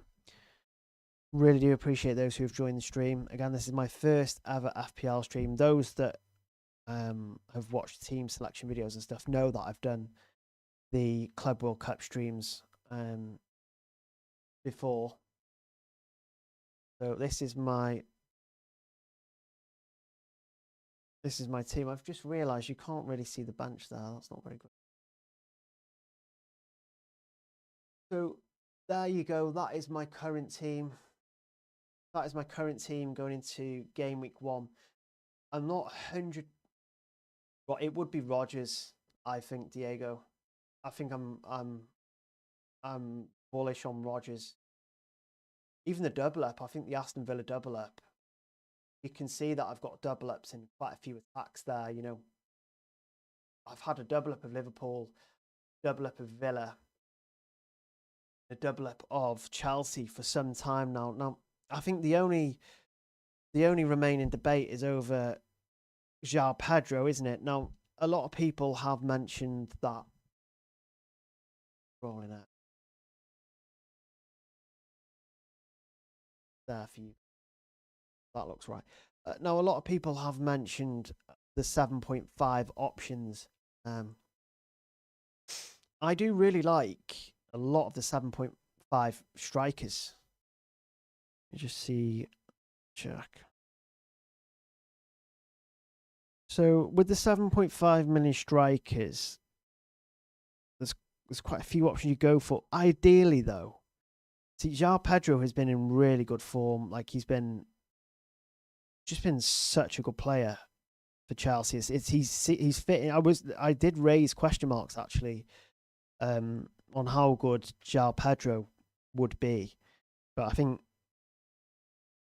so. He scored in his last 4 games for Chelsea. He scored 5 goals. Those goals came against Fluminense, PSG, Leverkusen, and Milan. Albeit Leverkusen and Milan were in pre-season, but they are still top European sides, right? So he's scoring against the big teams. So I mean, logically, he will have even more of a chance of doing better against the smaller teams, right? And if you kind of look at Chelsea fixtures, I know I keep going back to this fixture ticker, but fixtures are so important in FPL, aren't they? So if you look at those starting fixtures for Chelsea, Crystal Palace, West Ham, Fulham, Brentford, Manchester United, and Brighton. I'm not saying Manchester United is an easy fixture, but based on, you know, defense league position and stuff like that, yes, they have improved defensively. We yet to see how that's going to translate offense, you know, defense at the back. So they could concede. They have got better offensively. They'll score more goals likely, but so I just look at you look at those first 6 fixtures for Chelsea, and is having Cole Palmer enough? I mean, Chelsea were excellent during the Club World Cup. We seem to be clicking now in terms of goals. I am biased because obviously I'm a Chelsea fan, but I mean, you can't deny how good Chelsea have been recently. You also, again, look at the fixtures there: Crystal Palace, West Ham, Fulham, Brentford, Man United, and Brighton. They are really good fixtures. So I'm quite happy going into the season with double Chelsea attack. Yes, it might not work brilliantly. Yes, João Pedro might not start one of them, but feature one of them. But I think he's going to start most. I mean, if you look at the other strikers around that price point, you know, Havertz 7.5 is not settled yet. Visser, we don't know what's going on with him. Matata is a good option, but again, just looking back at those Crystal Palace fixtures, they're not great. Ward's fixtures are arguably better than Matata's, and he takes punts as well, similar to Matata. But the issue with Nottingham Forest is that they play Arsenal, in Game Week 4, as mentioned, so they're unlikely to score, in my opinion. But then also, they've scored one. They scored one goal in pre-season, 1 or 2 goals. Was it 1 goal? Goals did they score in pre-season? So it was so bad. And I expect Nottingham Forest to be worse this season. I mean, it can't be better than where they finished last season. Yeah, they scored 1 goal in pre-season from 7 matches, which is an issue. Again, it's pre-season, I know. Solanke could be a good option, but I don't necessarily want him against Man City. It's also minutes for him as well. I think I would be as worried for Solanke's minutes as João Pedro's short term, because I think he only played a bit of time, didn't he? Was it 30 minutes tops against PSG? So Sasko, don't know, thank you. Evan Nielsen, and then you just go down to the likes of Welbecks and the Rowls and stuff like that. So I mean, even if I did have $1 million for Strand Larsen spare, where does that go? Where would that $1 million go in my team currently? Yes, I could get another 5.5 million. I feel like that would be overkill. I could get Reinders up to, could potentially get Reinders up to a 6.5, but I think even if you look at the 6.5 million options, they're just not great, are they? I do like Tielemans at 6 million, by the way. The only reason I have not gone for Tielemans is because of Rodgers. Like I would have Tielemans. For DEFCONs, he does well from open play as well. I know that might seem like a myth to some, but if you look at Tielemans actually went on a good run at one point. Just check back. Yeah, he's only got an assist in pre-season. He scored an assist against Wales in the World Cup qualifiers. He scored in his second to last game. It wasn't a pan. And he got an assist against Newcastle. But there was a period between April to April where, I know that seems far away, but obviously we've had the end of the season, so it's not that far away. You look at April to April, he got an assist against Forest, assist against PSG, an assist against Southampton, then a goal, then an assist. We got an attack in return in 5 matches on the bounce, that is a reason why I like Tielemans. And I've had this conversation with a few people. Start Nico Williams or Reinders.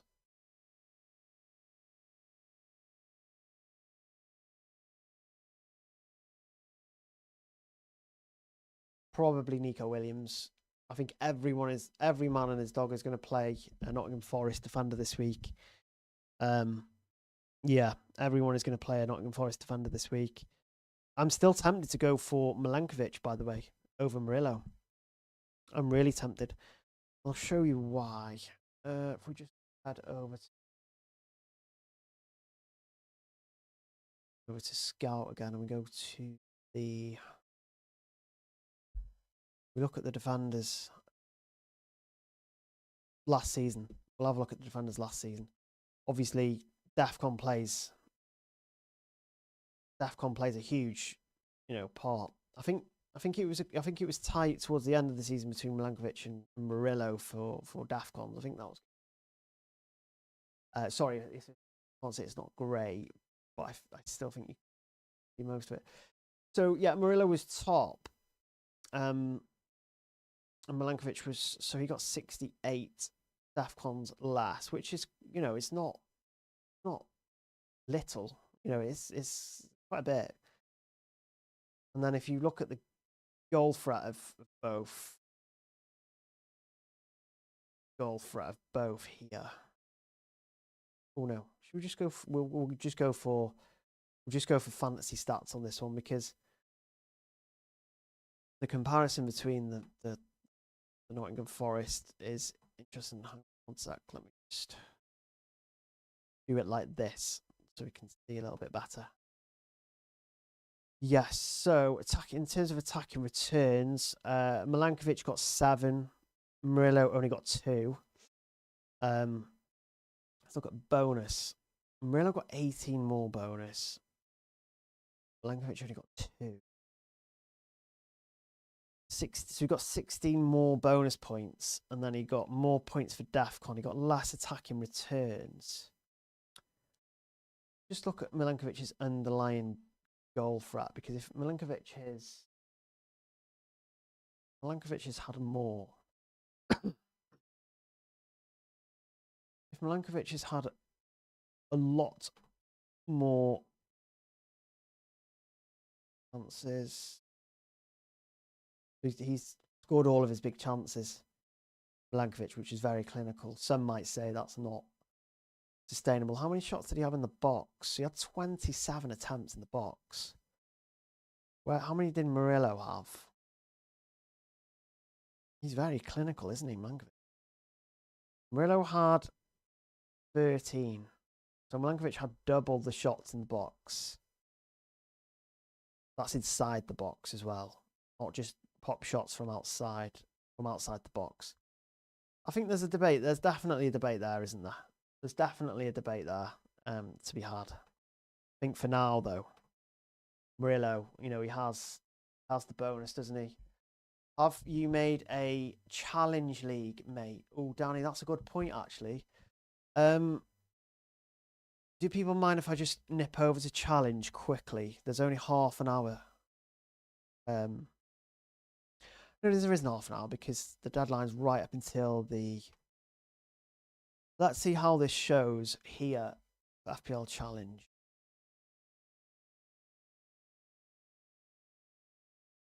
When it actually loads. So this is my team. Can you see my team? Oh, that's not ideal, is it really? That's not ideal, really.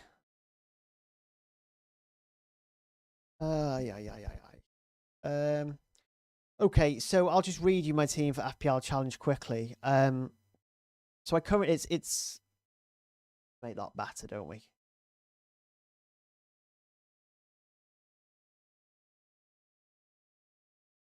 We somehow need to make this better.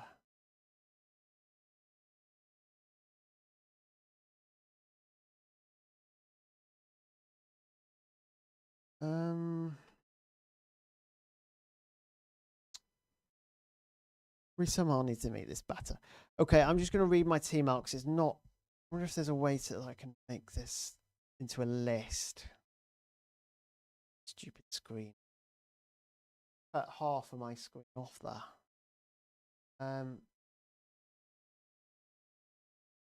Unless... Hang on. Bear with me, guys.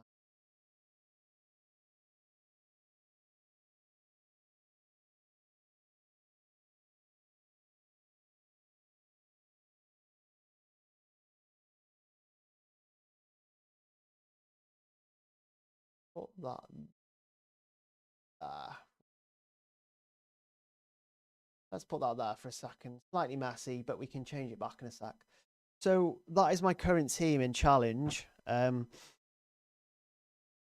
second, I had a question in. Got 1 million in the bank. What should I do? Sanchez, Porro, Williams, Diouf, Salivert, Palmer, and Guy. I would sell NDI and get Rodgers, Danny. I would then... Yes, so I would sell NDI for Rodgers. I would then get Williams up to Milinkovic or Murillo. What I'd do.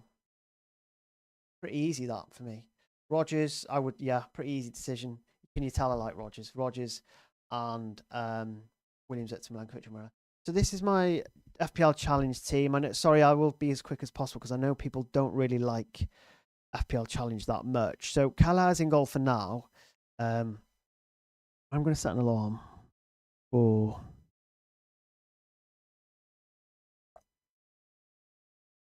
I'm going to set an alarm for challenge because I want the lineups for Liverpool.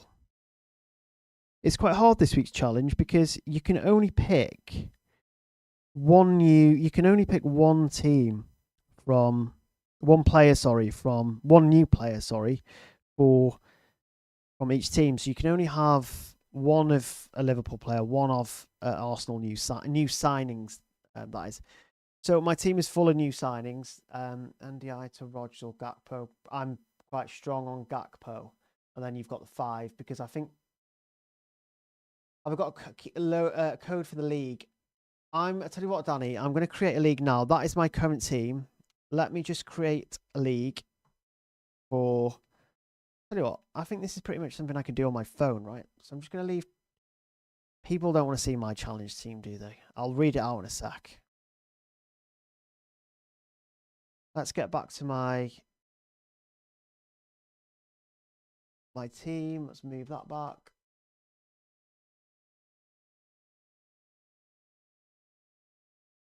And let's. So, let me create a league now, Danny.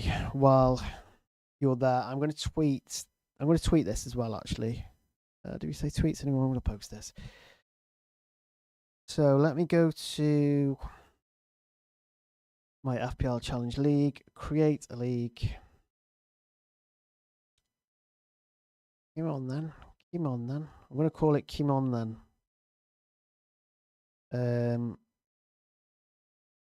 Let me find the league.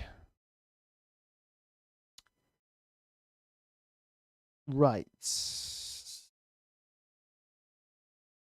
How do I configure this league?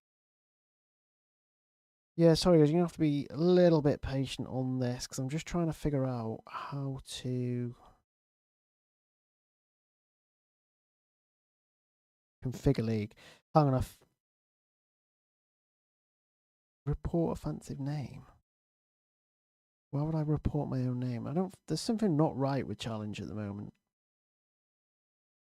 There's something seriously not right with challenge. Go to home, 1 second. We are going to get to the bottom of this league situation. For some reason, create a league. Oh, hang on. Invite friends. Right, so the link. So I'm going to tweet this out now.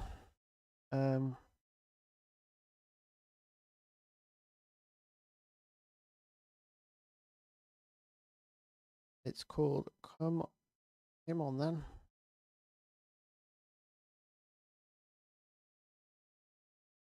Code. Just going to tweet this out now, Danny, so everyone can access it, because I will be playing FPL Challenge seriously this season. I really liked FPL Challenge last season, but it's really engaging as well. And it's not really. I think we're used to this, Danny, where we're kind of like having to tinker with teams, right? You know, we have this with VFL, we have this with UCL. A lot of the people in the chat will. So I really like UCL. It gives you a bit of micromanagement to do. I'm not about the set and forget a team for whole season, or make, you know, with FPL you're only making a couple of changes, aren't you? So I like being an engaged manager. FPL Challenge League, come on then, code. Right, so I've just shared the league now. Now my team isn't set, by the way, for FPL Challenge. So just to read, just to kind of talk about the changes, and then we'll go back to FPL. Just to kind of talk about the changes I'm considering. So I've got Calher in goal. He's touch and go. So he may go to another new signing, just on the basis of save points, because it's double points for new signings. So for every save point is 2 points. So I don't mind that. I don't think there's much in the goalkeeper position this week. Aït-Nouri is my captain at the moment. I just think with Aït-Nouri not playing, with Guardiola not playing, he's got multiple routes to points. He could potentially get DAFCON, potential to get the clean sheet, assist, and goal threat. He's quite high in advance at the pitch. Kudus, I really like Kudus. I think you have to buy into Tottenham this week for challenge. So I've gone for Kudus against Burnley. I was kind of stuck between Frimpong and Wirtz for Liverpool, and that might be a decision that goes to the death. Remember, the deadline is up to kick off for FPL Challenge, but I still kind of think that there's not many great midfielder options in Challenge this week for new signings, so I think Wirtz is the standout. I've took a punt on. I've gone for João Pedro. Obviously, I think you just have to go for João Pedro. He's going to start. He's in form. And then I've gone for Gokaresh up front as a punt. He's a new signing. I can't go for. I could go for a three-man midfield. I could maybe look at a new midfielder signing, but when I looked, I don't think there was many. I think there was a couple that caught the eye. So yeah. And Mbeumo or Cunha, it's for. I'd probably go for Mbeumo. I saw in pre-season that Mbeumo was taking some set pieces off one side of the pitch from Bruno, so I think he has more routes to points there. Mbeumo. So back to my team. This is it. Currently, I'm just going to chat for news because we are only 15 minutes away now.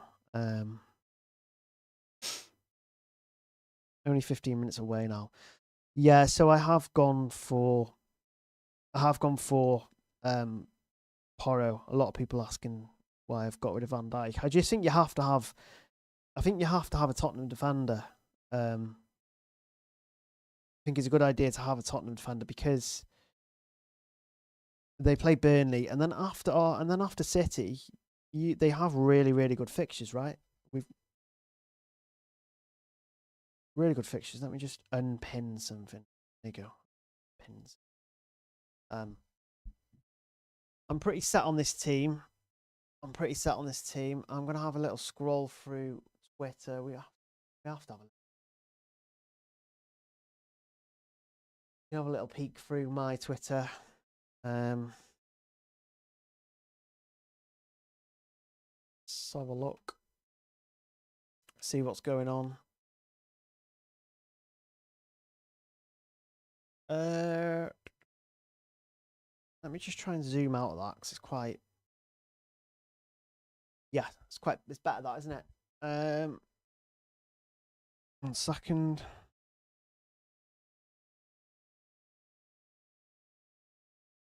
Okay, so this is Twitter. Let's see what we've got. I just want to have a look through the teams, Bailey. Double defense. Surely he's got his top that covered. Gameweek 2.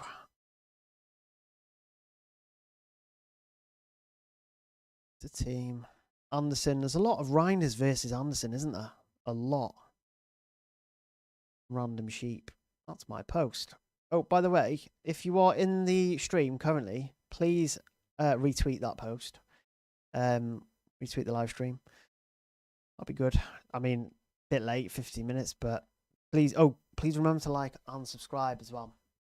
It really helps algorithm. I was told it'd be good if you could subscribe. For those in the chat, just to see what else is going on. I'm seeing a lot of double Spurs defense. I mean, it may get to a point where I need Porro. I need Tottenham to concede, but Porro to score or get an assist. Let's have a look at some more. Van der Fan. I would be really worried going out into the season without Porro. Porro now, obviously, you know, he's got set pieces potentially because of James Maddison's injury. So I always feel like I forgot something in game week. What's Swede gone for? Swede's gone for Porro, Rodon, Anderson. Anderson's fine. I don't. Anderson is one to look at, actually. I think maybe a lot of people have had Anderson in. A lot of people have had Anderson in. Oh no, we need the fixture. A lot of people had Anderson in. Didn't a lot of content creators have got Anderson in. To be honest, I did look at him early on in the season, but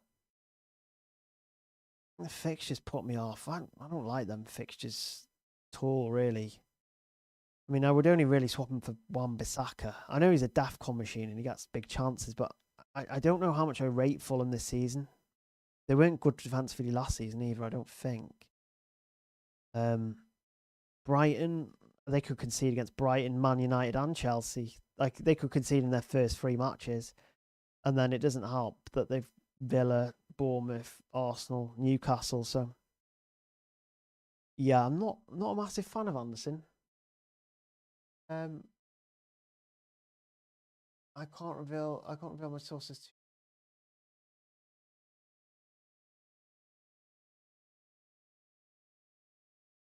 Thoughts on my no Salah draft? Just initially, I'm not massively keen on the no Salah drafts. I think he's going to be really reliable for captains, and captaincy is obviously really important. But look, Sanchez, Dubravka, that's good. Williams, good. Porro, good. Munoz, I like. I'm not bullish on Munoz because his early fixtures, the Chelsea Forest, aren't great. Palmer, Bruno, Saka, that's where it's at though, isn't it? Palmer, Bruno, Saka, Gakpo, Wirtz, that's a strong midfield. Watkins, I mean, the Salah drafts look so good, don't they? I mean, it's a really nice draft. Yeah, I'd be really tempted to have that. So, I just think you still stick with the Salah drafts, to be honest. There, to main. So, is there any more questions before we end the stream? I'm not going to end quite yet. I think we could probably do some more questions. Just if you've missed me do FPL Challenge, because obviously I'm going to be looking at FPL Challenge season. I did last season. I played it pretty seriously last season. I was very engaged. I don't think I missed any lineups or kickoffs. We're used to it, I suppose, from UCL Fantasy and EFL. I think I'm locked in. I think my biggest miss here is Bruno Fernandes.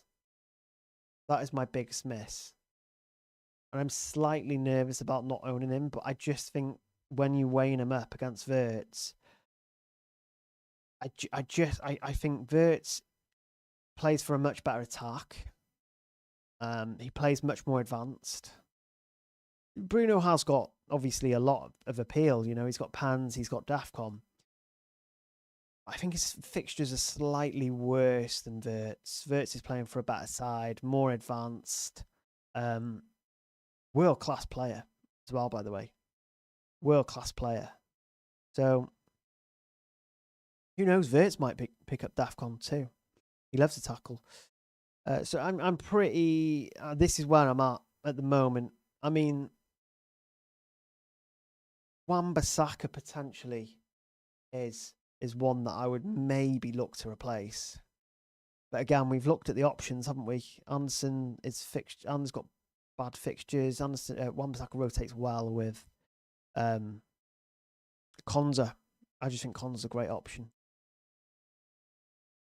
Still on the fence about Reinders. But Anderson, Reinders is more fun. I would be fuming if Anderson scored and Reinders didn't start. There's a genuine chance that Reinders doesn't start, right? But obviously, you know, Rodri back in training, Reinders could play more advanced. He might start off deep. He might play more advanced. There is some rotation risk there, I suppose. But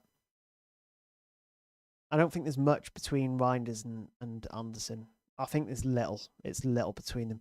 I think with Anderson, you're going to get a trickle of points. Whereas Reinders, you're going to get like a 1-pointer, then an 8 or 9-pointer, then, you know, a 1-pointer, then an 8 or 9. So there's not much between them. And I think I would have more fun watching Reinders, because he was really good for AC Milan. I played Serie A Fantasy last season, and I didn't have him, and he did like troll me quite a lot. So again, we are 7 minutes till deadline. Is everyone locked in? Any last minute decisions? Pretty happy with my team at the moment. Unless there's been any breaking news on the Liverpool team sheet. That's what we need to look out for, isn't it? What we need to look out for. We need to look at late news, because that exists in this game. I completely forgot.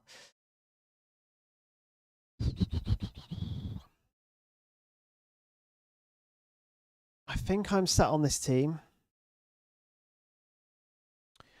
So let's.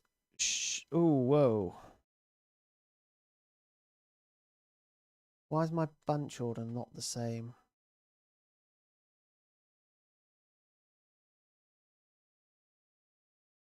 As it is on the app.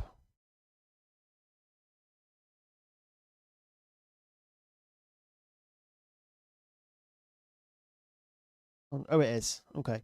Yeah, so I'm about to share my team on X.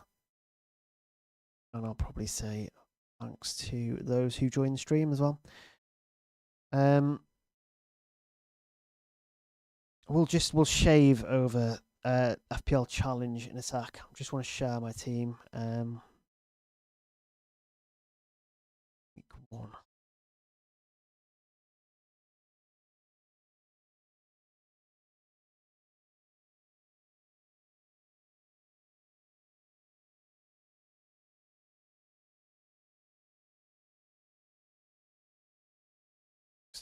Just yeah, sorry if I'm quiet. It's just because I'm posting on X.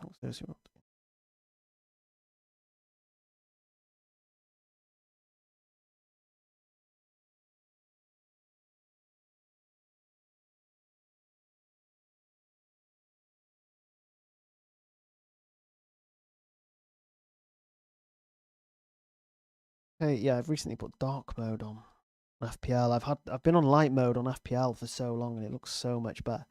Gameweek, we are fully back. We're fully back. So there you go. Just post my team.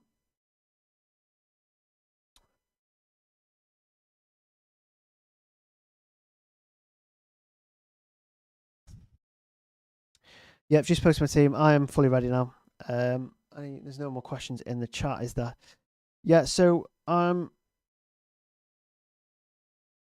ready, fully ready. It looks good, doesn't it? Looks all right. I think getting the two 5.5s in place, because prior to this stream, you've got to remember that I had Van Dijk, Nico Williams, and Anderson. I just feel that Porro, Murillo, and Reinders is a bit more aggressive, a bit more for my liking. I also like the two. I keep saying it, but I really like the 5.5 midfielders. I really like that this season. Again, the sixes aren't fantastic, and if one of them explodes, then I don't think they will. I don't think any of the 6 million defenders will explode. Potentially Ryan Aït-Nouri.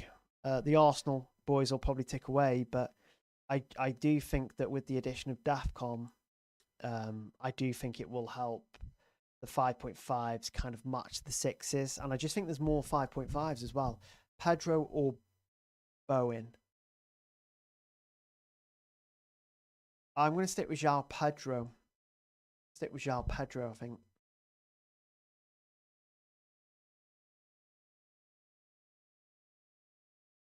Yeah, I'm going to say João Pedro. Pedro and Murillo, or Bowen and Williams. João Pedro and Murillo. Definitely. Really like that. I think Murillo will rack up more. I think Chelsea's got a better. The Chelsea have a better attack, don't they? Bowen might play more minutes than Chelsea, but Chelsea fixtures are so good, so good.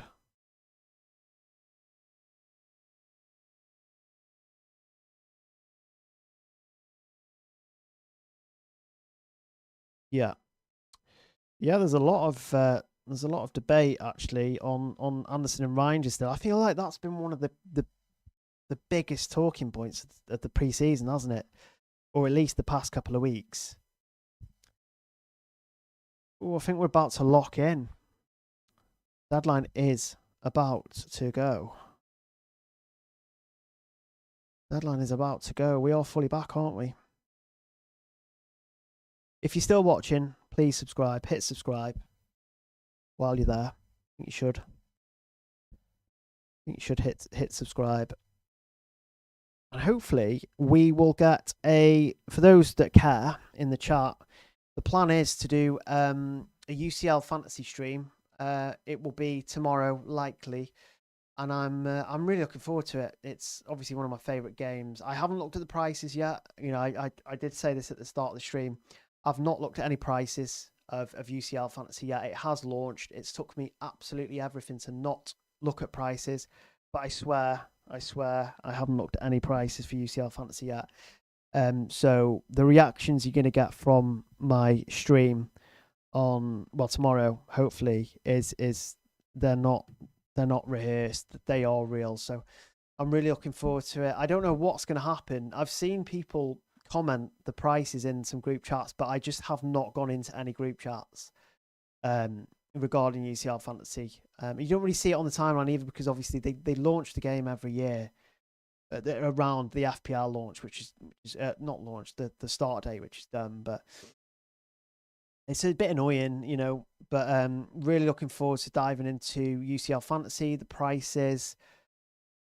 I'll check out the prices of every team, probably look at some assets that I think will probably, you know, could do well. It's past, so the deadline has gone. Has it gone? Was there no breakages? Hang on. The deadline hasn't gone. The deadline has not gone yet. What is going on with the app? Or is it just not past yet? Am I early?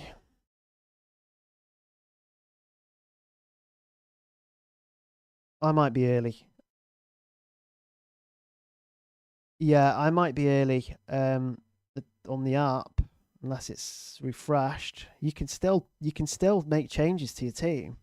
The deadline has passed, but according to my app, I can still make changes. Because the Fantasy Premier League have just tweeted that the deadline has gone. But it should have locked me out of my app. No. Yeah, okay. Yeah, deadline has gone, guys. Thank you for joining me on my first ever live stream. Again, not hundreds of people didn't join. Well, they could have, I don't know. Some people might have come in and out, but yeah, thankful for those guys. In terms of my FPL challenge, I've gone for Keller in the back, who might not play, so I'll change him out when the lineups come out. I've got Verts in, I've got Ryan Nori as captain. I also have Kudus, and I also have two up top with Gokaresh and João Pedro. I do think I'm going to potentially change Gokaresh, depending on the midfield options, or I could just go for 3 at the back potentially. But yeah, that's me, guys. Thank you for joining me. Make sure you subscribe before you go. I've realised that there is no outro. What I'm going to do is, a lot of people don't care. Some people want. I'm going to loop the outro. See you guys again soon.